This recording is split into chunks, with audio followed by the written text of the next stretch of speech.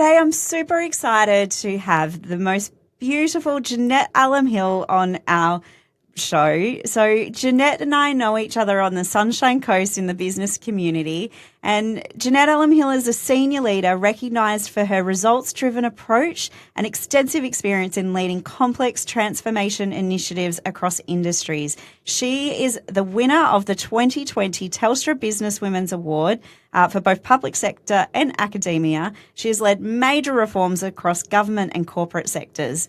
As CEO of the Lionhearted Foundation, which is where I met Jeanette, Jeanette supports small and medium businesses with consulting in women's leadership, diversity and inclusion, strategic planning, cultural transformation, financial management and community engagement. Previously an advisor with Boston Consulting Group, Jeanette worked across Prime Minister and Cabinet, Justice, Education, Health, Social Services and Immigration, bringing strategic insight and sustainable change.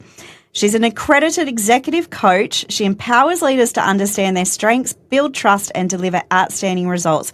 And that just is a very brief rundown of all of the amazing work and accomplishments that Jeanette has, not to mention that she is a very good friend of mine, and I'm excited to be sitting down with her for a chat. Hi, Jeanette Allom-Hill. Thank you so much for joining me. I'm so excited to have you with me. Hello, I'm absolutely thrilled to be here, beautiful friend. We don't ever get enough time to talk to each other, so this is the perfect time to do it, right? While everybody else is listening. I'm pretty much sure that I just created this podcast so I have a chance to chat with girlfriends. I love that. That is a really good idea. We should all do that. We have a much more dedicated time with each other, right? Exactly. So I know you because you are a Sunshine Coast local. However, you are not very local right now. Where are you? Well, 2 years, isn't this? And this is such an interesting question because, you know, as a businesswoman, you spend a lot of time balancing parenthood requirements with business requirements. And about 2 years ago, my son decided that he wanted to come back to Sydney to do school. And because he was only 16, turning 17, I went, I'm not going to be without you when you're this young and you're going to go boarding somewhere. So we picked up our entire lives and we all moved to Sydney together so that we could still be with him for his last 2 years of school. So I am in Sydney. At the moment, I am in a little shack that you can see very originally behind us called the Barefoot Shack at a place called Great Mackerel Beach, which is water access only on the northern beaches of Sydney. So at the back of absolutely nowhere. And looking forward to coming home next year.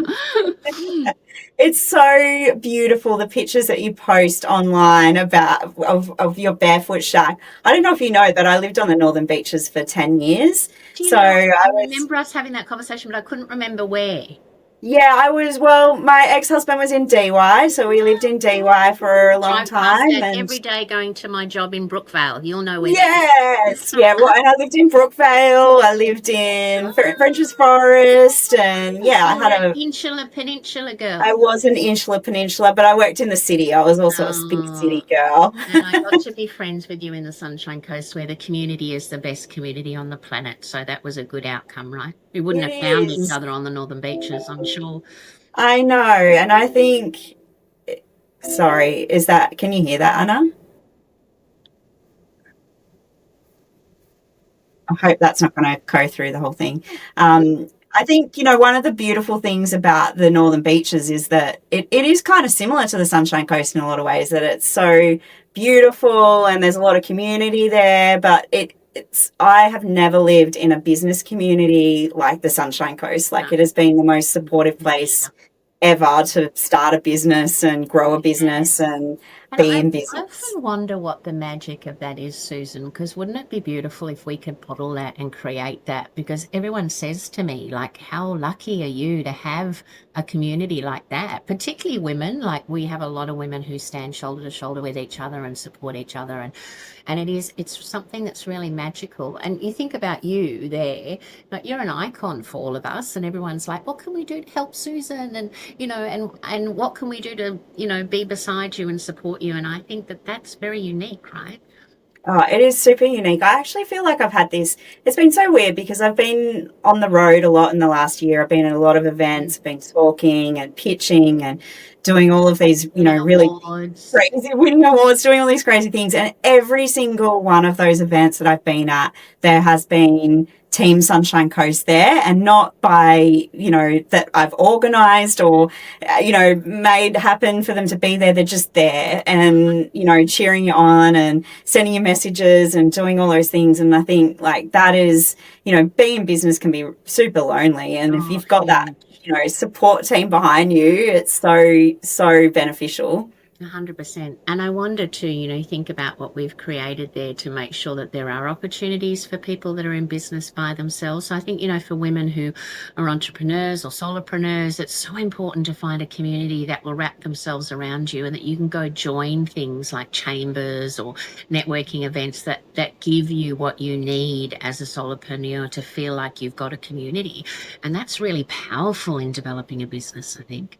Yeah, it's people always ask me what's the one thing you would go back and tell yourself, Yeah. at the beginning, like from what I've learned now, which I'm still feel like I'm very early in the journey, but it's always, in the beginning, I was living on the Gold Coast when I first started Laundry Lady, and I had no community. I wasn't tapped into that at all. I didn't have that women support behind me. And, I think if I had have had that in those early days, the business might have taken a really different trajectory to what it's taken now, because I didn't really tap into all of those support systems until much, much later in the journey. Yeah. And But it's hard to take the time to tap in. I think that's the thing too, particularly when you're, creating something yourself and you're working as hard as you would have when you first started Laundry Lady. It's hard to take the time out, not only for yourself, but the time out to connect because you're so busy creating your business. But if you realize that that is actually a determining success factor to your business, not only your well-being, but sort of community connection and mental well-being, then I suppose if you build that in as a business sort of requirement, it makes it so much better in the long run. And you forget that. I know I certainly do sometimes. yeah, because I think you get, imposter syndrome as well, where you think, oh, I'm not going to go and connect to all those people until I'm Yeah, doing amazing things because, what are they going to think of me or all of those sorts of things. 100%. And yeah, I And what's think you definitely interesting is have that. all the other people are feeling exactly the same way as well, I would imagine. So sometimes it's just about one step in front of another and being brave enough to jump off the cliff and grow your wings on the way down and be vulnerable. And if you're vulnerable, then other people will be vulnerable and you'll find that everybody is in the same situation. We do these connect lunches. I know that you've been to some for Lionhearted on the last Friday of every month so that it gives women the opportunity. And I always say to them, what's in the middle of your heart right now? What's going on for you? And the more vulnerable the first woman is, the more vulnerable the second is. And then everybody opens up and everyone tends to be feeling the same things, right? And there's a beautiful safety in that somehow. Yeah, I think it's such a beautiful thing that you do that because it is really hard to be vulnerable sometimes. And I know you struggle with it. I see you struggle with it at the end of it of, it's always your turn and you struggle the 100%. most, I think, Oh, in me what to say. too. Oh no, I have to do that. Because you're 100%. I was bullied badly as a girl through school and bullied quite badly in lots of workplaces that I've been in because I've been too much or too bright or too whatever it was. And I still get scared, even though I have the most beautiful safety in the community around me and I trust that. I still have this little nervousness every now and again that if I open up about something, someone will hurt me. Um, and you've just really got to push past that all the time, don't you? I mean, for me, it's always a part of me because of maybe the history I've had. But I always try to Yeah. make a conscious point to push past it. And when you do, that bravery is rewarding, right? Yeah, I think, toxic workplaces is Mm. something I certainly know a lot about. I've Yep. been in a few. And, it's interesting. We're hiring 5 new roles at the moment, which is a lot of recruiting and a lot of interviews.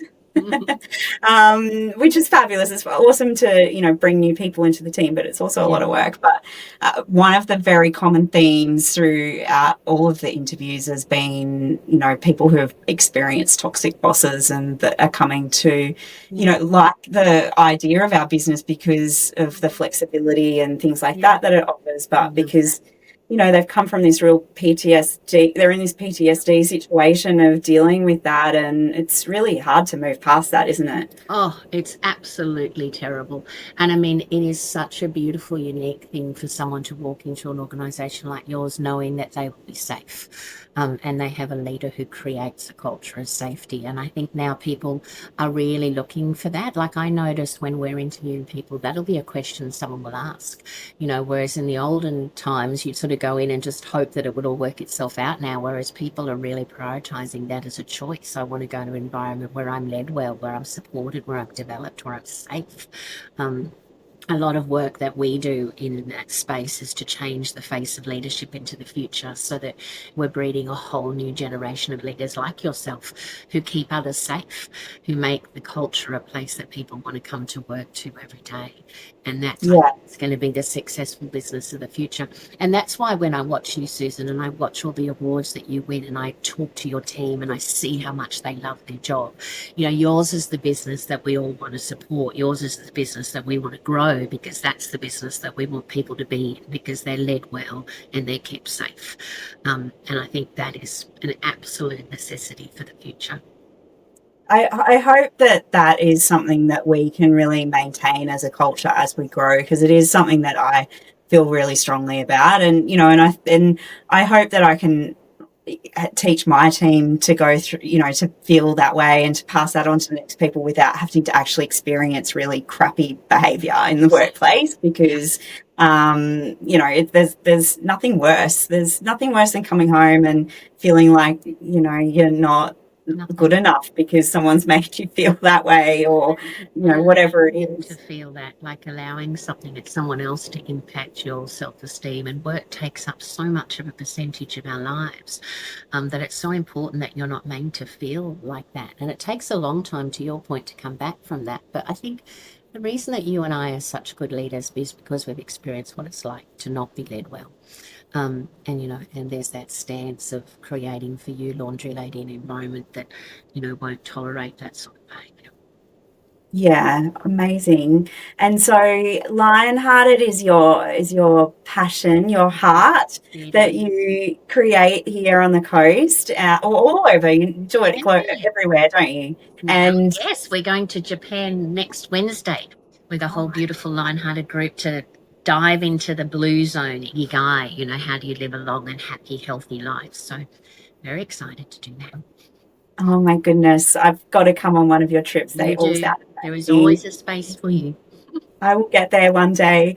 And but you wear many hats. Like Lionheart is not just one of them. You wear so many hats. Every time I see you or speak to you, like, oh, I'm the CEO there. Did you not know that? So you do lots of interim CEO I do. roles. You have the Lionhearted group, and then what else are you doing? Oh, a million hats. I always say mum is the first hat, right? And then wife is the second hat, and then friend, and then, you've got all your other hats. At the moment, I am doing, and I try to keep my finger in the pie, for want of a better word. I think when we do a lot of the work at Lionhearted, particularly in the leadership space, it's really important to have lived experience, like really relevant lived experience, so you can tell the stories, so you can make the frameworks come alive. So I always have a goal that at least for 6 months every single year, I'm going to do an interim CEO role.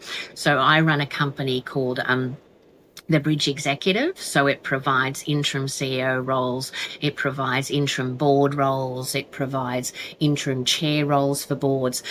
Sometimes that have come out of having to remove a CEO from a bullying situation, or sometimes it just comes out of a situation where someone's looking for an interim CEO while they're making a decision about what they want long term.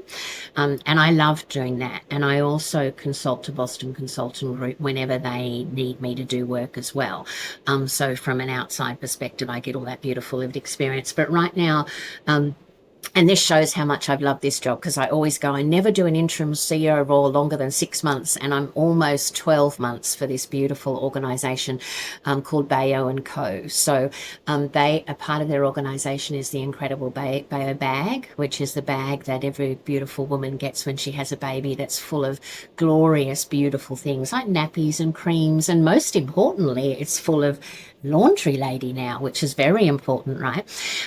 So I've been working for them for almost a year, two female founders. That role came from a friend who rang me and said, look, they're really looking at being able to step out of the business and start to work on the business instead of in the business. They're not quite sure what role of person they want. Could you have a conversation with them? And I walked up to this breathtaking office with this gorgeous wallpaper with this really beautiful small team. It felt safe. It felt, I don't know, creative and beautiful. And I sat down with these two extraordinary female founders, one ex-Queensland, and I just clicked and just went, oh, I would love to work for you. And I've been working for them as their sort of interim CEO role, really taking on all the operations side for them while they have been working on the business. And I've just recently hired their full-time general manager role, and I will be finishing in a couple of weeks' time, which is sad. But there's a beautiful connection with us, right, laundry lady? You're in the bag. We've got 20,000 new mums are going to be getting a very special gift from us of free laundry, because there is nothing worse than thinking about the laundry when you've just had a baby. I remember getting those bags in hospital. It's the most special experience to get that and, go through everything and see what's in there, and you're so sleep deprived and all the things. It's like the most challenging time of your life, I think, when you 100%. become a mum.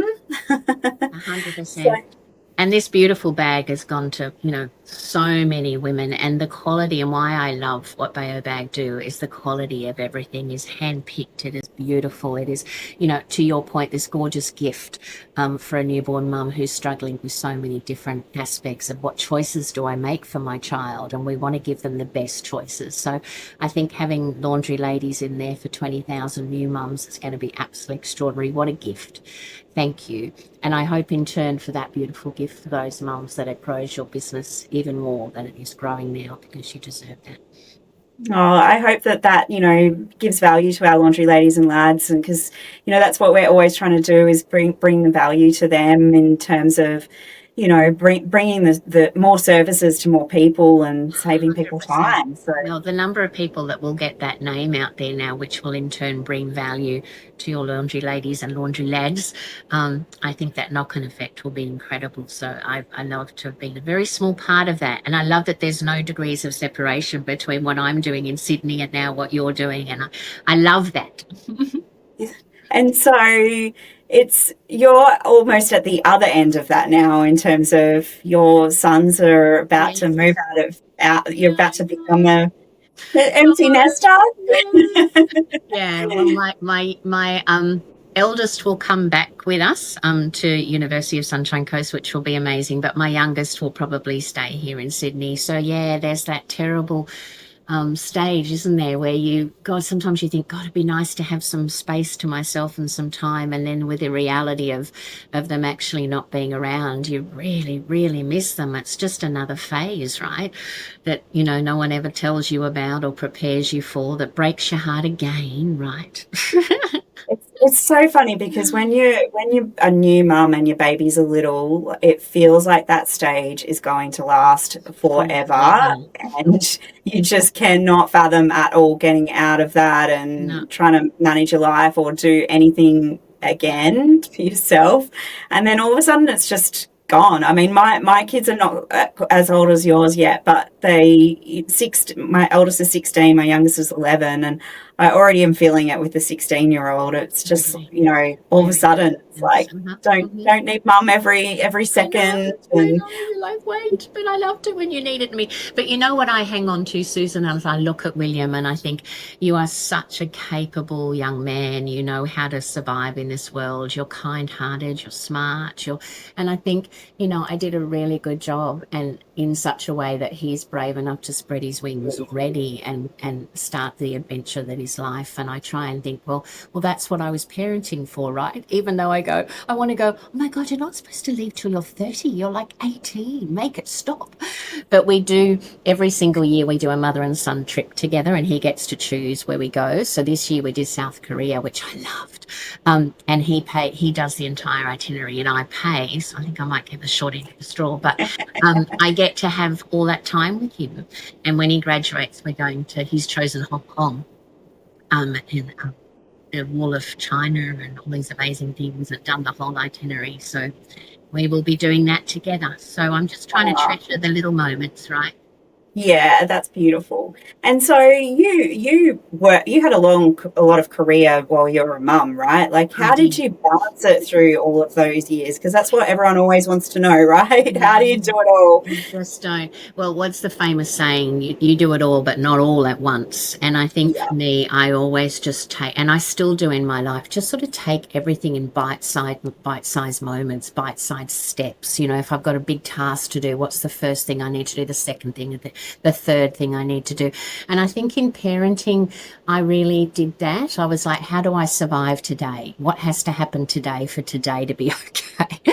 And I think as I've gotten older, now running Lionhearted and my own business, the opportunity to balance that has been beautiful. Whereas when I was in a big corporate career at Optus, or although Microsoft gave really good balance, um, the opportunity to work for something or someone that allows that balance, like you do with your teams. I think that is a really important choice at particular stages in life. I've been very blessed to have made a good choice when it came to a husband. I think it might have been more luck, but he has certainly been a really good father in the peak times. We would juggle if I was traveling for work and he wasn't, and we would try and get that juggle, to some sort of balance between the two of us. And we also brought things around us. Like if Laundry Lady had existed when I was a mum, I would have died and gone to heaven.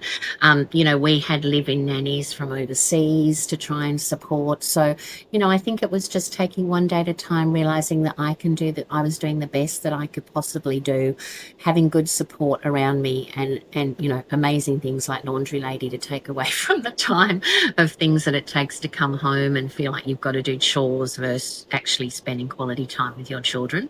And from very early on, we've made a rule, and we still do. We have family adventure days, which are Sundays. Everybody has to be together on a Sunday. Just trying to create moments of memories together.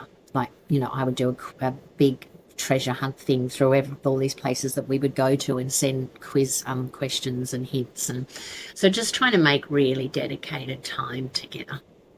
yeah, I love that because it is there is so much going on all Oh, of the time, and you have to let go of things. yeah, I always I know find. that. Oh, Just let go of feeling like you need to be perfect yeah, and 100%. accept help.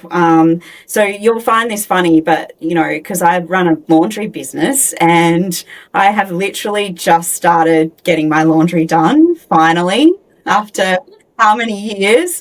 I love Um, that. I don't know why it's taken me so long. I've always had my ironing done, or I've Yeah, had my ironing done, for the last sort of 5 years or so, but yeah, I just have been really struggling with time lately. And I thought, what else can what is taking up all my time? And it's yeah. the chaos of my laundry sitting there at home to be folded and put away. And I was like, I've got someone who can help with this. You do actually. I can't remember. It's pink. It's like a pink brand. It's been It's all over the book place. It has the online. word laundry in it. So Oh, I've you're finally bit the hilarious. bullet and I've booked it in and I've started having it done for the last few weeks. And I have to Oh, say, it is it is heaven? really life Life changing. changing. When we started getting it at the Sunshine Coast, it was probably the thing I looked forward to the most, along with my veggie box. I'd be like, oh, she got the laundry. And then it would come back and everything was so beautiful and folded and done. And I don't Yeah, iron. I was putting folding the is shirt so on good. thinking, God, I needed the laundry lady, I tell you. All those little things. But I love what you said about almost forgiving yourself and realizing. I often say to myself sometimes, I just sit back and I go, I'm doing the best I can possibly do. Because I think we're the hardest judges on ourselves. We allow other people's perspective to judge us, which, again, is not a good thing. But I think I certainly am the hardest judge of myself. I'm like, oh, I'm not, I'm doing this wrong or I'm doing that wrong. And sometimes I just have to sit back and just say, my intent is to do the right thing and I'm doing the best I can possibly do. And that's all I can do. Our children Yeah. are safe. They have a roof over their heads. I had a horrific childhood. And I often, when I make a mistake with my children and I think, oh God, I should have said that differently, or I should have, Will came second in his class, and I said to him, "Oh, I thought you were first." And I didn't mean it like that, but it sort of came out, and he was so upset with me for days. And I thought, what a terrible thing to have said, you know. And then I think, do you know what I mean? He is safe, he is loved. I've never raised a hand to him in his entire life. He's a very privileged, beautiful young man, and I just think, sometimes I'm going to forget to filter, right? Absolutely. And that's life. That's life, right? Like, yeah, I love that so much. I think, we put so much pressure on ourselves as Oh, parents to be these perfect people and wow. to not be doing the damage to them that was done to us and I all of those know. things. But oh my gosh, they have like, amazing lives in comparison, They at do. the end of the day, they have really great lives, and we just have to, not put so much pressure on ourselves to be I love something. that. You know what? We're And I not. also think that, you and I are great role models. And I think that we think we don't know that we are. And sometimes in those moments, like Will was saying something to me the other day about Lionhearted, and he was saying, isn't it amazing, like all the women that you've helped and how you've helped them discover who they are and to stand in their power and to connect with each other and to lead well and to love well and to find joy. And he was like talking back at me, and I was like, I had absolutely no idea that he had heard any of those things or that any of those things had sunk in at any stage. And I would imagine if you overheard your boys talking to someone about what you did and how hard you worked and what you've created, yourself, I think that they would be really, really proud. And I think that we forget that they are seeing how hard we're working and what we're creating and how we're trying to do it with purpose. And I think deep down they would be very proud that we've been able to balance being mums, and creating something incredible, a legacy of who we are. Oh, awesome. I love that so much. I hope that my boys do feel like that, because at the moment they're at the age where mum's just Oh cringy yeah, and just a annoying pain. and They come out the other end, I promise. The eye rolling almost stopped. Not all the time, but sometimes it stops. And then they start to see appreciate. Same as us, I used to think that particularly my mum was just, I just very difficult human. And it was funny towards the end when she was about to pass. I just saw everything from a completely different perspective. I saw it from how hard it had been for her and what a struggle she'd had and the trauma that she'd been through, and why she had reacted the way that she had reacted, and I think that at some stage you get to see things differently, and the boys will. At some stage they will understand the struggle and the juggle of everything that we have both done, to try and raise a family and create something amazing ourselves and do all the things that you have to do with all those millions of hats that we have on, right? yeah, that's right. And it's, just I often think about this with my mum, because she had a lot on her plate. My father died when I was young, and my brother, and she had a business that she, had no part of. All of a sudden she had to run, as well as a 9-year-old daughter to raise. And, it's like people are just doing the best they can. Like that's all that you can, get through, and just don't be so hard on yourself. 100%. And I think Because if you surround yourself with great people that you can, particularly as part of Lionhearted, we have this feed, and I think you're probably in it as well, Susan, where, be someone will go, oh, look, I'm having a terrible time or something's going on. And just having a tribe around you that says, hey, you're doing the best you can do, or someone you can pick up a phone to and say, I'm really struggling with this, or this didn't go well, or what do you think about that? I think there's a real powerful, particularly women, because we're big communicators, right? Sometimes like Jeff will say to me, are you all your words used up yet? And I think, oh, he'd like me to stop going blah blah blah blah. Whereas my girlfriends have never said that to me, right? I can ring up and go, Susan, what about this? And I think if you can find a connection somewhere, somehow, that just really supports your breath, yes. that is the definition of someone being around you. Yeah, I love that. And so what are you trying to teach your boys in terms of leadership. I saw you do a post one day of saying that one of them said, "Mum, stop all of that on me that you teach in your classes." I'm hoping that it's sinking in on osmosis, right?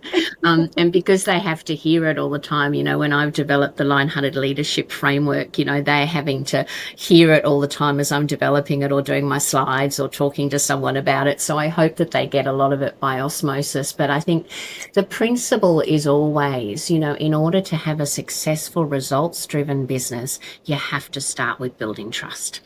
And the way that you build trust is that you're authentic, you do what you say you're going to do. People see that you are the person that you are. And I just talk to them a lot about that authenticity in them and self, because everything starts with self and understanding of who they are, what their strengths are, how they play to those. And then they can be brave enough to have courageous conversations and brave enough to lead big changes and brave enough to do the things that they need to do around conscious leadership and getting results. But for me, I just really emphasize and help them understand who they are. And that's why in Lionhearted we do the life series first before we even do leadership, because it's, well, who am I as a human and how do I play to that in the way that I lead? So for the age that they are, when they're not really leading anyone except their dirty selves sometimes, maybe they need training, is that I just think if I can help them start with understanding who they are and being brave enough to have brave conversations, I think those are very two key skills that are going to be good for them for leadership in the future. I think self-awareness is such a Oh, key, isn't huge. it, to lots of things, but particularly in leadership. It's, you've got to really have that self-awareness Yep. to Who am I? understand. Yeah, and Yeah. and then also I think for the boys, they're both at a career deciding stage. What am I going to study? Tom's like, what am I going to do after study? And I really love from a leadership perspective, you start with self and you love what you do and do what you love, then everything else comes really beautifully and naturally. So how do you start with what do you really enjoy doing and how do you do all of that? And I think if we have more leaders in spaces where they love what they do, the less likely that they're going to create places that aren't safe. You love what you do, you love your business, you love your people, you love the community that you've created, and therefore you want to keep it safe. I think sometimes when I deal with really difficult leaders, it's often a competency thing or that they're not enjoying their role thing. There's always something about why they're behaving that way as well as the environment. And I think our kids have an opportunity to choose a path that they enjoy, right? Find some joy in the things that you're doing so that you're not unhappy in doing them. Yeah, yeah, that's such good advice, especially, as AI is coming in and it's like what the 100%. jobs that exist today probably aren't even going to exist. What do you encourage them to do? All of those kinds of things. But, and 100%. honestly, like this is what I say to mine, you're going to change your mind 1,000 times in 1,000 times. life. Like, And I say that it's all the time. okay. There's nothing set in stone because Will's trying to choose what he wants to do and he thought he wanted to do one thing and now he's thinking another. And I said to him, honey, nothing's set in stone. Nothing. You try something, it doesn't work, you go do something differently. With us, you think about our businesses, Lionhearted, I try something, it works, I keep on doing it. If I do something, I think, oh, that doesn't work, and then I pull back from it. It's just like life, right? There's this beautiful evolution, and I always think something I've certainly learned recently is flow, not force, from a business perspective. How do I really listen to my head, heart, my instinct? And really allow that to be the flow versus the force of I have to be doing this to have a business. I remember you might have been at that Connect lunch where someone said to me, and what's your marketing plan for Lionhearted Foundation? And I was like, I don't have a marketing plan. I just do what feels right. I think she was mortified by that answer. But I'm like, you don't have to do what anyone else thinks you have to do. You just do what you think is right for you. And then it builds that beautiful authenticity in your business of what you're doing, and people see that, I think. And that makes a difference when it's aligned to who you fundamentally are. I love that flow over force. I think Mm, I think that's what led me to this point in my business. For mm, sure. I didn't leave school and say I'm going to be a laundry lady and have a business that's going global. Like that wasn't on the goalpost. It's no. just that's the flow of where my life led, and and lots of different things led me into this. And Yeah. it was never even really about laundry. It was always about like all of these other things that had happened in my life, in my career, and being able to create that flexibility and all those things around that. Like that was the flow of a Yeah. lot of different situations that Mm. led to this. So yeah, I really Why do love you that. think it's been so successful, my friend? Like, what do you think have been some of the key ingredients for you that have made Laundry Lady taken it to where it is today? People ask me this all the time, and I think it's we just had a team retreat, and my team all said it was my persistence, Love that. perseverance, which Yeah. is definitely a part of it. But Yeah. I think really it does come down to what we were just talking about understanding, Mm. that those values, and why you're doing something. Because for me, this was really important. Like I'd been in a career in government where I didn't have a lot of flexibility. I'd become a new mum, and I just Yeah. could not cope with the travel and being at home, and trying to juggle everything. And I wanted to have that real flexibility, and I also wanted to just not have to answer to a boss who said no over stupid things and Yeah. treated me like I was a baby. And so and all of that is the foundation of what this business is about, and the Mm. values that we've created around really valuing the flexibility, and creating a safe environment, and all of those things. And I Yeah. think holding true to that, myself, but in every person that I hire, like my whole team are really aligned to that as well in all different ways. And I think, and all of our contractors, they're joining us for that same reason, that they, want all of that. And Yeah. so I think, just really holding true to that is what keeps us successful. And now we've taken on investment. We've got a board who have got lots of great ideas and things. And I think now it's even more important to understand what those values are, and how that aligns, so that as Mm. we're growing and scaling, we stay true to that. That's Like we're about to go into Canada in a few weeks' time and launch there, which is super exciting. But it's making sure that as we go into that market, we're not just changing it into this totally different business model. It's, that this business model is important for a very, big reason, and important for a lot of people. And so I think holding true to that all the way along is really important. I love that. And that's huge. That's hard to do as you scale. That's really hard. And that will be a lesson, I suppose, that you'll be able to help others with in scaling. How do you go from, I even think as I start with Lionhearted, how am I going from, I'm adding people now in each of the states responsible for, and I'm like, how do I keep that core and that ethos of who we are and what we stand for in every single thing that we do? It's hard. Yeah, absolutely. Absolutely. Yes. Well, thank you so much for being here today. It's been so great to chat. I think we are out of time. Otherwise, we would just chat We forever. would. We might have to do one in person at the Barefoot in Chat, because That I want to sounds come and check it perfect. out. You It are looks welcome beautiful. anytime. I just love what you're doing, and I am 100% behind you every single step of the way. I love the way you lead, Susan. I love the way that you have invested in your team. Was privileged to do a leadership session with your team. I love what you're doing in role modeling the sort of leadership that we believe in at Lionhearted Foundation. So thank you for doing that. We just need millions and millions more of you to be doing that, Thank so that you you. have beautiful organisations where people are safe and doing their best work, right?